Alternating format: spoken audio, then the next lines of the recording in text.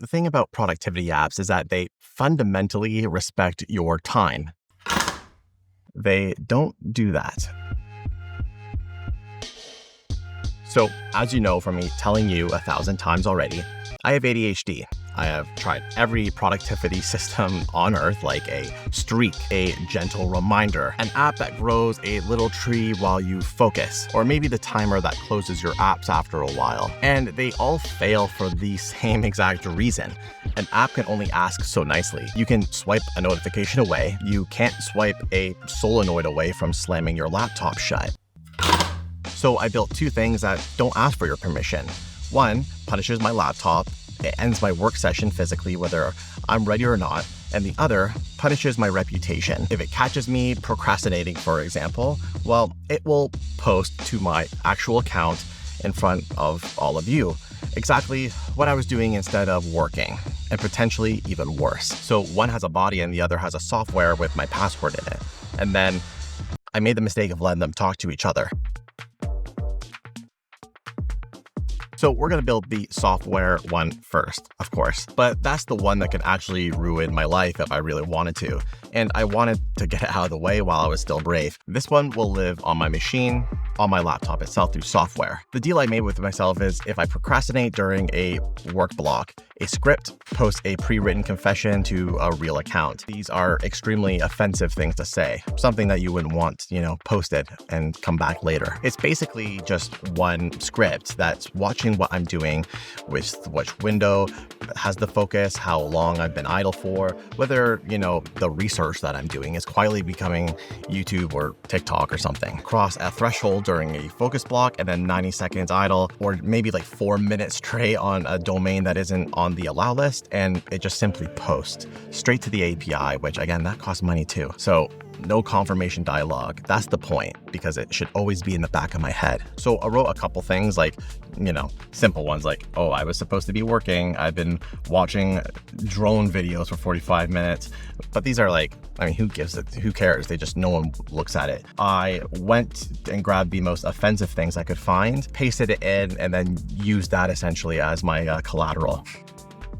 So the detector is simply just guessing here. A false positive doesn't really throw a quiet error page that nobody sees. It just simply posts to everyone, and I find out from the replies. And so I stopped guessing thanks to today's sponsor, Sentry. A bug in normal software is an error page that nobody sees. A bug in this one, for example, is a post to everyone I know that I did not mean to send and can't take it back. This blast radius isn't a 500 error. It's basically, my reputation here. So before the whole thing went anywhere near my real account, I wired the whole stack into Sentry. Sentry caught the misfire with the full story attached, the stack trace, and the breadcrumbs of everything that happened right before. The window matching check compared the active app against my allow list in the wrong case, so a documentation tab read as an off-list domain. The idle timer rolled over and the script queued to post. And since I'm already, using coding agents in my stack, I really enjoyed using Seer. So most AI tools help you write code, but Seer is kind of the opposite. It figures out why the code that you already wrote is broken. It read the error, it traced it back through the code base to the real root cause and opened a fix. Not the have you tried turning it off and on again, the actual line. And I haven't even built the dangerous half yet, because the plan was always to give this script a body to borrow a physical machine it could reach out and trigger. So from here on, every decision that this software makes gets logged, and if anything throws, for example, Sentry pages my actual phone before a single post or anything else can fire. If you want to try Sentry and Seer below, make sure you check out the link in the description. I've been using Sentry for a very long time. Thank you to Sentry for sponsoring today's video. Now, if you don't know the Pomodoro technique, 25 minutes of focus, then a forced break. The problem is the word forced here, because a timer goes off, you say one more minute, and suddenly it's like 1 a.m. and you're researching whether crows can hold grudges on one another. So this robot makes the break non-negotiable. At 25 minutes exactly, an arm will come down and closes the laptop like a guillotine, but for productivity. First version was the simplest thing that I could possibly get work with this kind of mechanism.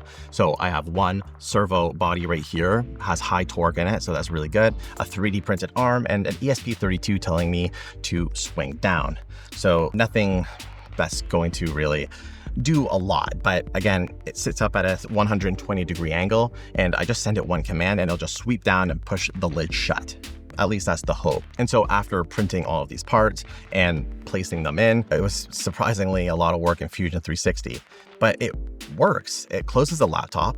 It's also the least threatening machine I've ever built because it comes down and, it does it pretty good, but I can just hold it and then it just stops. And so that's not really a punishment here. It's like a robot politely suggesting me that I've done enough for today, all right, we're done. And, I respect it, but I would just ignore it instantly. As soon as I see it come down, I'm just holding it. And because a servo can't slam, not in a traditional way, I guess, it can only push at whatever speed I program it to. And that slow push is easy to fight. I can hold the lid open with one finger, but the entire point is that the brake is non-negotiable, and non-negotiable has to be felt in the room, essentially. So the servo version stays on the shelf as the safe prototype. The real one is going to use physics, aka springs. So this mechanism is simple. The arm sits latched upright under a spring tension. A 12-volt solenoid holds the latch, so when the timer hits 0, the solenoid releases. The spring does the rest, and the arm just comes down on the lid fast. And now, before anyone, asks the simple question, yes, I did the math on whether this would literally crush or destroy a MacBook if, it swang and hit. And so that's why the spring choice matters, as well as adding a little padding on the back. If it's too weak, it's just kind of not funny, I can still hold it, but too strong, it literally might split the whole thing in half. So I bought a bunch of springs and put a foam pad on the contact face so it lands in a sweet spot. And so we have the servo version, and then we have our spring version. That one felt personal. So I went full industrial guillotine on this design, basically. It looks like it's part of some sort of industrial safety thing that's engineered to do a single dangerous job. There's an arm or a disarm button. I could maybe add an LED halo because every dangerous machine deserves a big glowing button of some sort. The robot also runs on an ESP32. It connects to Wi-Fi and then runs the 25-minute timer there, and it listens to a webhook so other software can trigger it remotely as well. And now you can see where this is going. The ShameScript knows that webhook. But before I wired them together on purpose, they already introduced themselves. The first night the arm was on my desk, I woke up to the laptop closed and the arm down. I should have unplugged it. This is the only software that I've ever written with an incident response plan because it's the only software I've written that can humiliate me in public and physically shut me down, basically in the same request. So I started working with it for one day, with it both built, both wired together. Now the first block, 25 minutes, heads down and a 25-minute slam. Break whether I wanted to or not. I basically resented this immediately, and that's how I kind of knew it worked because I was also kind of scared to use it. And then I learned that the thing that nobody warns you about is the enforcer does not know what a video call is as well. So that was a shock to both people. I had to email a real person trying to explain what exactly happened was like a horror movie almost. I was literally kicked off by force. So it did end up posting something, and then it closed the laptop on me while, strangers watched. And the worst part is that the system did nothing wrong. The detector was right. I was technically procrastinating. The software worked exactly as designed, and that is somehow so much worse. Now let's get a little serious for a second. Do punishments work exactly? Well, yes, sort of, but there's trade-offs. For one day, my breaks actually happened, and I was too scared of my own desk to open a single thing I wasn't supposed to, which I'm pretty sure is not what the therapist means by, intrinsic motivation.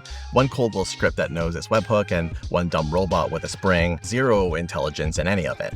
Everything that can actually hurt me lives in the software. And the worst thing that it does by reaching out and pulling the robot's trigger. And it's also worth noting too is that do you get productive knowing that you are scared of the thing that might hurt you? Seriously. A lot of the ADHD productivity methods is attached to some sort of dangerous ideology that you should be punishing yourself actually in order to do it. This is for entertainment here, but is the way that your brain works worthy of some sort of punishment? So do I have a problem here with, is this a me problem? Well, you let me know in the comments. And if you want me to build some more of these type of robots, let me know and I'd love to do it.